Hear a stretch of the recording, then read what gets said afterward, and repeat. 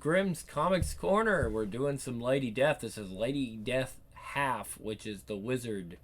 Let's go back to the first page so you can kind of see there. Number 1/2 is only available with Wizard Comics, which used to be a comic magazine. I've got just a few, like, they're really hard to come by because I think they went out of print.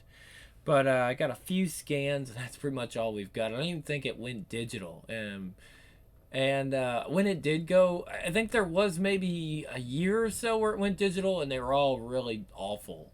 Like, they were not really good. Only the real classic stuff is available in scan. It's hard to find that. And for those of you guys that are like, hey, a lot of these are scans, and, well, let me tell you what happened. Humble Bundle had some heavy metal comics, right? So basically what they've done with their older heavy metal comics that they were going to sell, and of course heavy metal is okay with this, they sold scans. Like scans that people had made, put on the internet. They sold them, like, officially. As when you buy the first, so when you go buy the very first episode, the first issue of Heavy Metal magazine, you will have the scan. It will be a scan, even as the scanner's stuff on it. It's just completely a scan. So that's really the only way you can get some comics anymore. So when I do these, I'm not even saying like piracy. It's not even that. It's like you can't get these anymore. They're not even available. I don't even know if Dynamite has access to the original stuff that Chaos Comics did. They haven't released it. I don't know what's going on with it. It's really, really hard to find. Especially this Wizard 1/2. It's a special, like, I don't even know. If you have this, it's probably worth some money. Alright, so let's go ahead and get started. December 94. To know her story is to know a woman cursed. She's the queen of all that is dead and dying, the incomparable, unforgettable Lady Death. I will never walk the earth again until the living are extinguished, he said. Lucifer, father of lies, how long has it been since he cursed me? Eons. Thanks to my emissary, the evil one, I am closer now than ever to my goal of Megadeth. What would Mother think of me now? I remember the last time I saw you, Mother. After I vanquished Lucifer, I transformed hell into my realm. If the living were to die, I would have their graves waiting. Yet I had unfinished business to attend to. The Prince of Lies used my mother's soul to manipulate me. Her soul, such a kind soul, was out there in the endless graveyard. I searched so long, months turned into years. The graveyard was infinite. It stretched to eternity. I wanted to give her peace. A cathedral? Curious. What manner of construct is this? In my realm?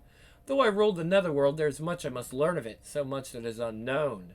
I have encountered the river of fear and the valley of forgotten skulls and the beyond in my journeys. Yet this cathedral, what can its purpose be?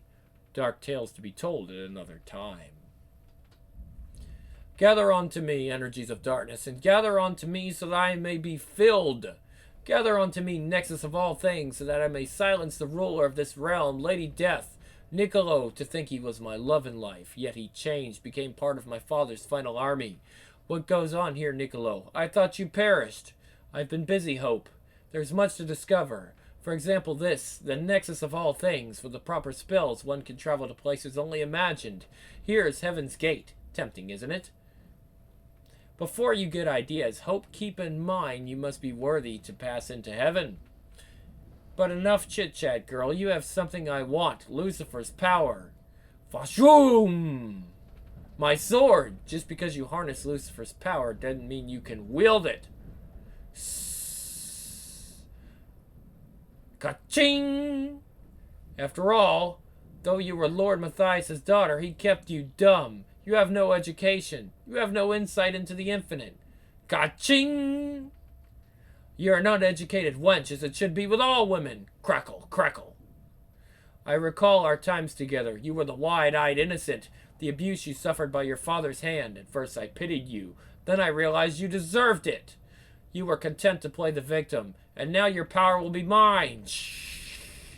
Times change, little sorcerer. I've learned much. Ping, ping, ping. Kadoom! I am no longer the good daughter. I didn't allow my victimization. I grasped onto a dream of a happy family. Boom!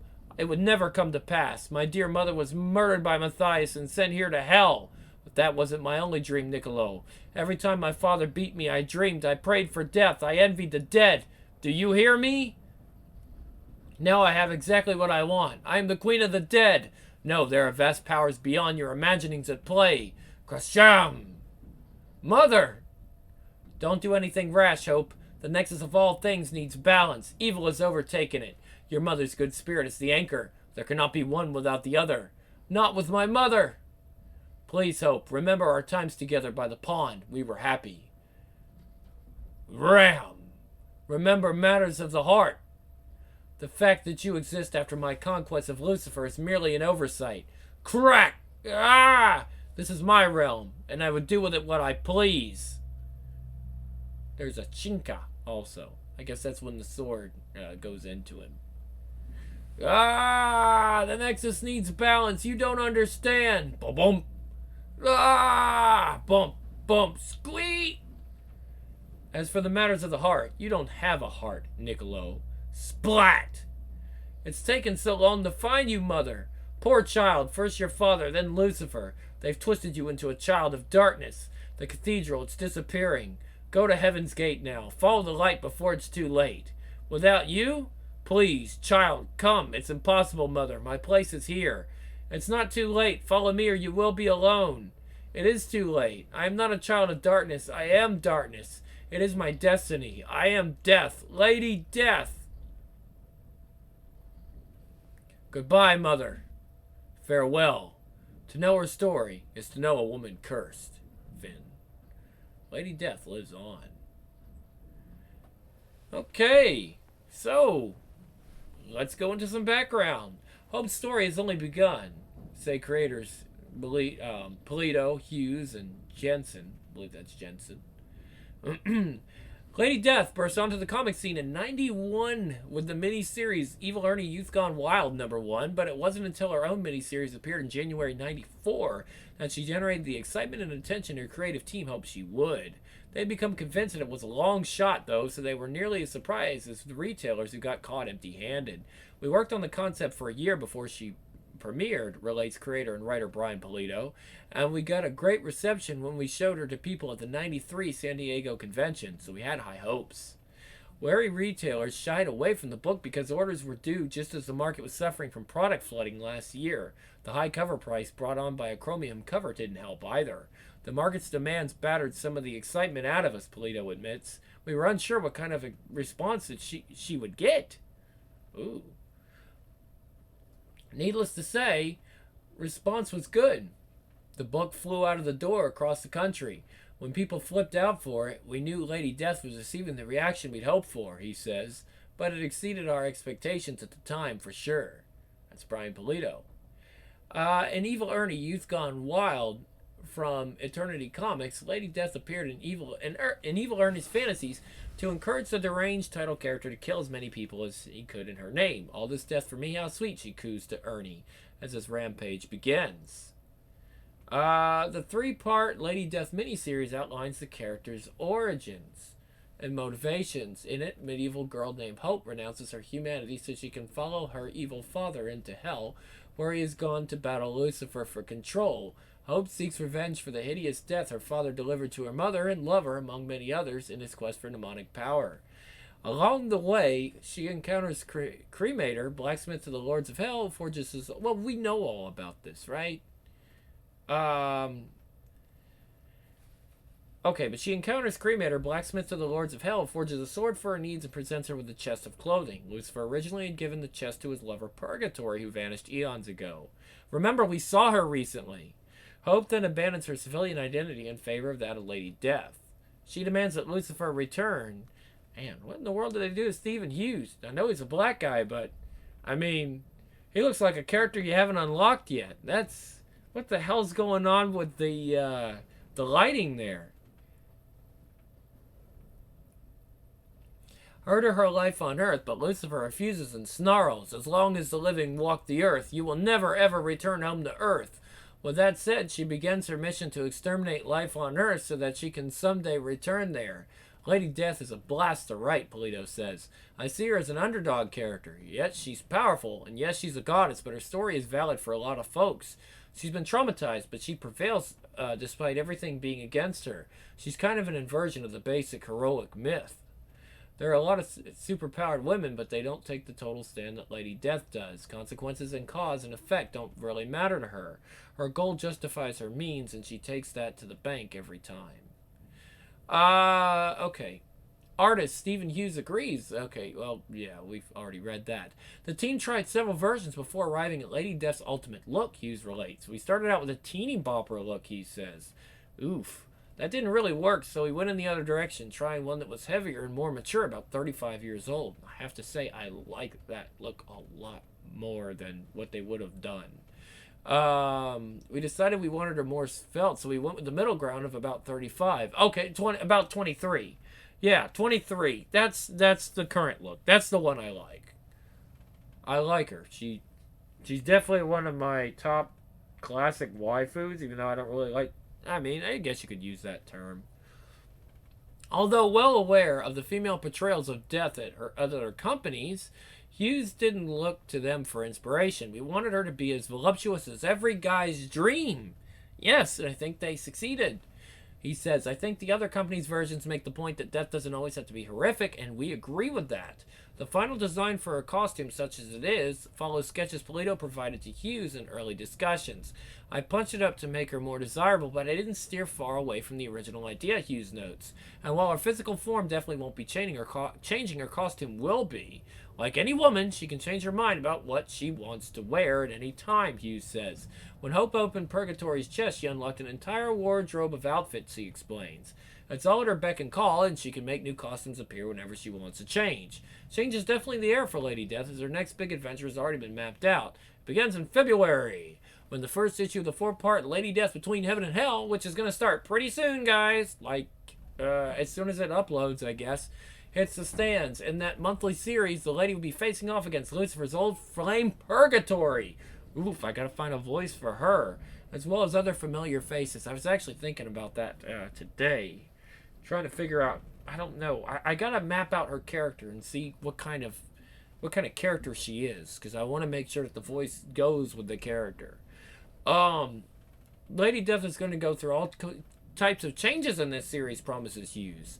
She has many challenges ahead. The battle with Purgatory will be a turning point in her life and will focus her attention on how strong she is and how she uses her judgment. She's smart and she'll take matters into her own hands. The outcome will not be pretty. Evil Ernie Revenge, the 4-part miniseries which we just finished, has a Lady Death subplot that will lead her into the Between Heaven and Hell series. Remember, we just saw Purgatory. And Purgatory was the one that got into that woman's mind and told her, how dare you enter here. Stephen and I agree that the events in the Evil Ernie story have to be accomplished to affect the Lady Death mythos before our next story can be told. But couldn't Lady Death's story be told at a faster rate for all eager fans?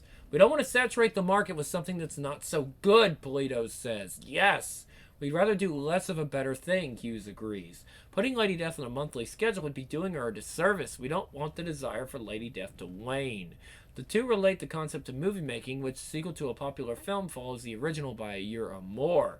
That analogy comes naturally to Polito, whose background... Oh, depiction of Miss Death by George Perez and Mark McKenna. Great work, by the way, there. Includes services as an assistant director for a variety of videos and commercials after receiving a degree from New York's University Film School in 1986. My visual background helps the comic book presentation, he says. Hughes adds, our books have a very cinematic flavor. You sit back, turn down the lights, put on some music, relax, and take a walk on the wild side. It also extends to the coloring, with both men pointing to color as Jason Jensen is a key ingredient in the team. Says Jensen, for most of the books, I usually read the script prior to beginning my work to get a feel for it. It helps to set the mood. Atmosphere is critical to Lady Death because of the medieval tone and the combination of dark, disturbing nights along with bright, flame-filled underworld settings. There are lots of light sources in the book, Jensen says. There's always a glow on Lady Death. Have you noticed that? The coloring also aids to the storytelling aspect of the blow, which the book, rather, which can appear deceptively simple. He adds, the storytelling is very straightforward, very easy to follow, but there's a lot going on. He says, and it's very cinematic in that way, and the book would lose a lot of simplicity and mood if it were in black and white. I agree. This is no time for fun and games, young man. Oh, but it is. It is. To keep eager Lady Death fans from storming the Chaos Castle doors before February, the team has created a host of ancillary items. First up is a 50-card Chromium Lady Death card set. I don't even know if I have one of those cards. I might. Which hit the market the third week in September. It features cards by a variety of hot artists, including Stephen Hughes, Adam Hughes, Greg Capullo, great artists there, Jim Ballant, William Tucci, and Joe Lisner. Jim Ballant. Oh, it's Tarot Witch of the Black Rose thing. You like women with really big tits and paganism, you'll love those books. Following that November will be an all-chromium poster depicting a charged-up Lady Death standing in a graveyard. The 19 by 27-inch poster will be limited to 10,000 copies and run for $29.95. I don't know how much that would be now, but that's quite expensive even back then. Also in November, the Evil Ernie Youth Gone Wild paperback will be reissued. And in December, the 2-issue micro-series Detonator, a creator-owned title from Polito and Hughes with coloring by Digital Chameleon, will be released with a Bad Girl gallery in the back of the first issue, picturing Lady Death along with Detonator characters Mindbender and War Witch. Maybe we should read Detonator. You guys want me to read Detonator? I think I've got it. If I do, let me know. We can go ahead through Detonator. Why not? A gallery in the second issue features Lady Death poses along with 2 other Detonator heroines, Stiletto and Roulette. Also on board are a second Lady Death swimsuit issue. I will be going through those swimsuit issues, guys. Don't worry about it. And a to-be-announced shipping date, as well as a fully painted cold cast Lady Death statue designed and sculpted by Claiborne Moore, retailing for $125. I'd like one of those. I'd like the $125 as well. Well, I have the $125. I do.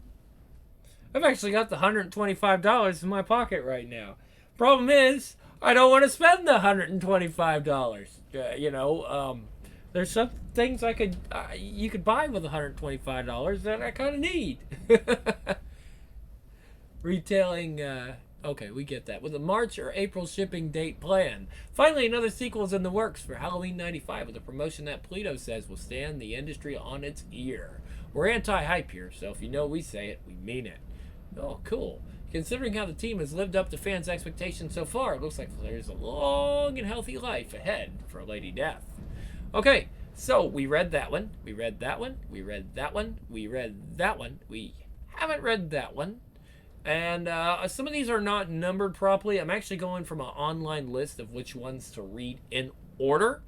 So we won't be getting to the commemorative issue yet, or the swimsuit. We will get to them. Don't worry. I know you guys are just chomping at the bit for the swimsuit issue. I know how much my Aspen Comics swimsuit stuff got to come. Evil Ernie Revenge. We did that. Detonator. Again, if you guys want it, let me know. There's a comment section. Lady Death Between Heaven and Hell. We're going to start that in just a little bit. Lady Death Swimsuit is special number 2. We'll get that in the third miniseries, which we'll get to maybe next month. Lady Death gets a little peeved at her pal, Evil Ernie, in the resurrection here. Ooh, artist sketchbook. Look at that. Back in 1990, Brian Polito brought lead and paper. He brought lead to paper, pencil lead of course, and Lady Death was born. This preliminary version later gave way to the Diva of Darkness. Okay, so that was how she was originally going to look, as like just a short sketch. Okay. Though lacking for a face, she was still curvy, oh so sexy, and her lingerie was out of this world. Man, you can't even use language like that anymore. Even under the worst conditions, Lady Death finds a moment to exalt her pleasure. This is grand, glorious. Professionally known as the Rough, the background drawing is a general sketch depicting composition, scale, and perspective. This drawing may go through a series of changes before the penciler, inker, and colorist finish off the final artwork. Unlike a dozen others, this piece was lucky enough to find its way to the printed page. I remember these. They make quite the couple. Black top background. The art continue. Okay. The cover is considered to be the most important piece of artwork in the entire book. I agree. For any artist, it's there where they want to show their wares. The background sketch of a future cover may soon be appearing on a rack at your comic book store. Look for it. Yeah, just perfect. Wonderful work. We all agree that Lady Death looks awesome, but these sketches must give way to the last step before color can be added. Once penciled, the inker steps in and defines light and dark strokes. Although the pages could be published at this point, it's the colorist's job to give them life. So there you go, guys. That is Lady Death, 1/2. Stick with us. We're going to do the Between Heaven and Hell right away.